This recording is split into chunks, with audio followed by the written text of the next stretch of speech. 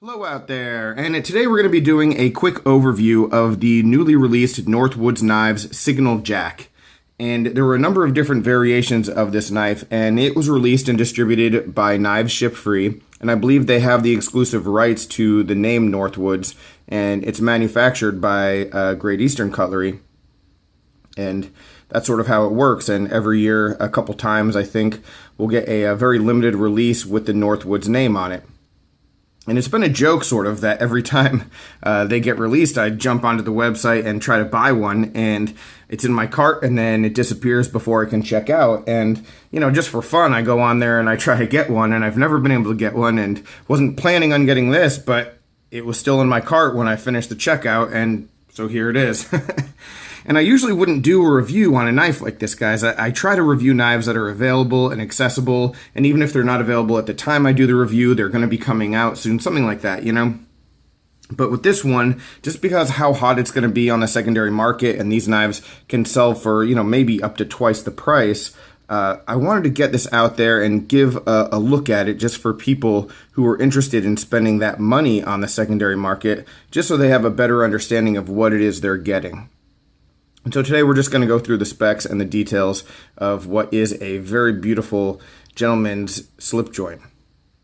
So, starting with the covers. So the covers or the scales, there were a number of different configurations. I really just clicked on the first thing I saw, and that's why I got the Cocobolo, but in those situations you just try to get to the checkout and close out as fast as you can. And so there was Cocobolo. I believe there was a red linen micarta available. There was a burnt jigged bone as well. And then I think an Appaloosa bone and a mammoth ivory.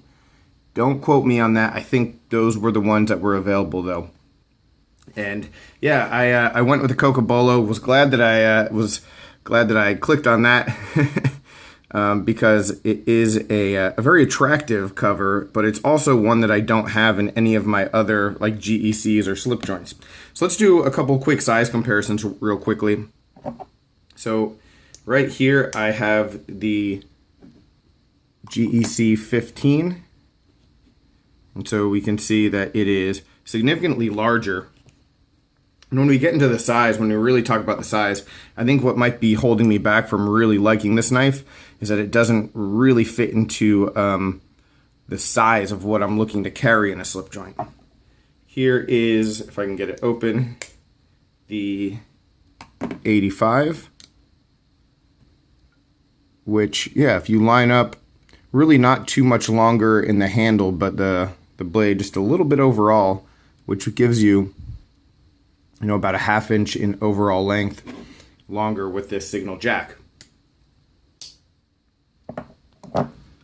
And guys, just to be clear, if you weren't already aware, I am not the most knowledgeable when it comes to slip joints. I've only recently started like looking into them and collecting some, so most of you who are watching this who are experts on them will be able to see more than probably what I actually tell you in the video. So I'm going to try to give as many good up-close shots of the knife as I can.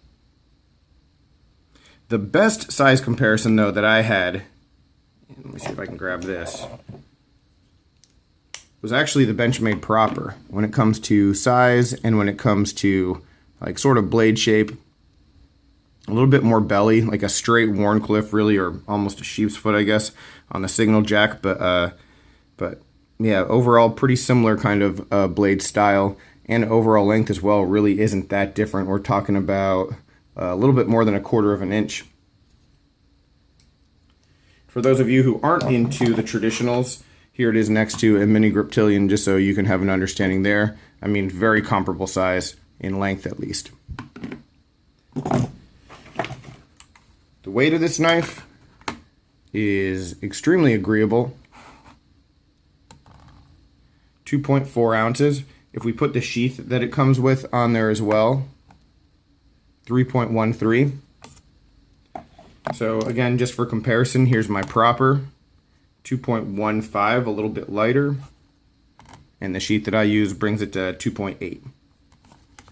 So, and yes, I know there's people already typing in the comments, it's a slip, it's not a sheath. Excuse the slip of the tongue. No pun intended. All right, so getting back into the knife, what we have here is 1095 steel on the blade. The blade has this two-tone kind of look, where it looks to be like this this stressed dark finish, almost like a black wash, and then satin on the swedge and the actual grind. So it gives it this almost like pre-worn kind of look. And so it brings it in with this like bit of nostalgia already. So I like that. I really like the look of the knife. I like the Northwoods logo. It's just very attractive. And I think that, you know, for people who are going to use this, something like this as their like full use kind of EDC, this would probably be functional. But for me, carrying it as a backup, it will more than do everything that I need it to do. USA right there. And now let's just look at the fit and finish as we go back. It's pretty nice, close to perfect in a lot of areas. In a couple areas, it's not quite perfect. It's clean, but it's not the cleanest work and the cleanest fit that I've seen from that factory. As far as the scales go, there is texture in them, and you can see that where the light's hitting it. So it's perfectly smooth to the touch, but you can see visually that, you know, the little gaps and splinters that there are in a piece of wood. You're going to see that and experience that. So, but it is pretty nicely finished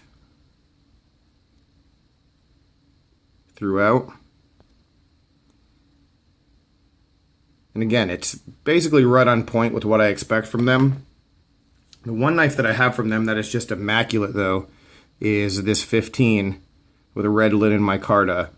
And I mean, this is probably the most perfect example of finishing that I've seen from GEC. And it's noticeably, I mean, if you look up close, this one is noticeably better finished than the Northwoods. But again, I mean, how particular are you going to be, and how perfect can something get? You know, I think it's beautifully done. When we talk about ergos and action, I mean, the spring on this knife is very strong. So, I mean, if you are holding a knife like this, I'm pushing down right now as hard as I can, and I'm not really getting any movement right here. You move forward, you'll start to get a little bit of movement. There is a half stop. It's super strong. And then to close, it's got some power behind it. So a very, very hard spring. Really easy to open. Two-handed, just because you have a lot of blade to grab. And you do have a very big nail nick, but that's not, I mean, that works, but it's not necessary. Can you pinch it out? Yes, but you have to push it out. See, you might see I'm having some trouble because you have to get it pretty far in order to get to the half stop. So you can pinch it out, but it's something where, hey, if your finger slips in this situation, you could cut yourself. So, like, the spring tension isn't so strong that you're not going to be able to get it open this way. But, like, I'm left-handed. It's a lot more safe for me to open it left-handed because I have more control. So you can do it. But I don't know. I don't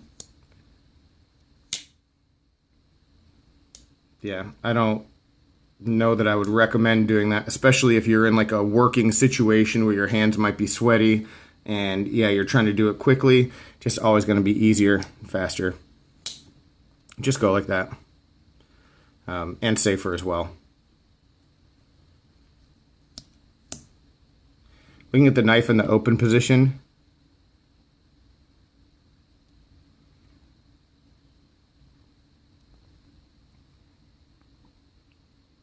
yeah, it's really nice.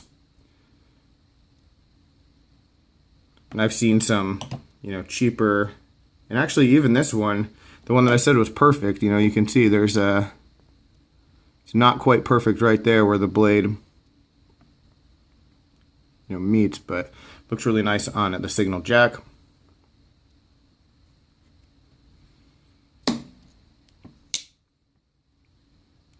And this one came with a copper coin. Mine's already starting to patina. And it also came with a Northwoods sheath. Slip. Sorry. And it's a pretty good slip. It fits securely. The one thing that I worry about is that just over time as it breaks in, it'll get loose and the knife will be able to slide out. Depending on which way you put it in, it's already like not quite that tight. So like this, it's perfect though. And you might just have to dig in and grab it, but it's nice that they do that. It's nice that it comes with a slip, and the coin is a good touch as well. And $140, I think these were starting at $130. A little bit pricey for a knife, but the collectability is what makes it so valuable. And even more so on the secondary market. I don't know how many of these they made, probably not all that many. So, you know, if you're looking at getting one, you might pay a premium. But what I found at least is that immediately on the secondary market, these will go for a lot of money. And then in time, they'll go down a little bit, you know, as the people who really wanted them overpaid or paid what they thought reasonable, at least. And then eventually people who are trying to sell these down the road, you might be able to find them at a cheaper price. But there's never a guarantee about that, you know. And like I said, these are more collector's pieces than anything else. I know there will be plenty of people who carry these and use these, and that's part of the appeal is that, you know, as they age, they tend to get more of that nostalgic feel, and it almost creates even more value with them. For me, I don't know what I'm going to do with this one. You know, it is a little bit on the larger side of what I look for in a backup knife. You know, so I think the 15 is sort of the perfect size. The one that I really like the most, actually, I really like this little guy. I really like the 6. So, I don't know. I don't know what the future is and what the need is for this in the collection, but I'm definitely really glad to have it and share it with you. And hopefully, yeah, you were able to get a good enough look at it and a good enough understanding that if you wanted to jump into the secondary market kind of mix, you have the information you need to make that call.